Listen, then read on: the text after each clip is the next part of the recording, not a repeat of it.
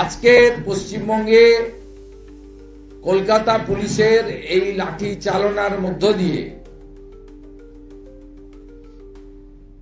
মমতা বন্দ্যোপাধ্যায় আর মোল্লা ইউনূসের মধ্যে কোনো পার্থক্য নেই, এটাই প্রমাণিত হলো। ওপারের হিন্দুরাও বাঙালি হিন্দু, আর আজকে যাদের 3 জনকে আটকেছে, 10 জনকে মেরেছে, 3 জনের মাথা ফাটিয়েছে, একজন মহিলা ভমিটিং করছেন, তাকে এমার্জেন্সি শিফট করছি, আমরা ক্লোজ মনিটরিং করছি,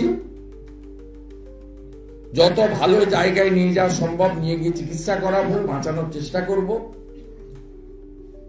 এই বর্বরচিত হামলার মধ্য দিয়ে এই সরকার শুধু হিন্দু বিরোধী সরকার নয়,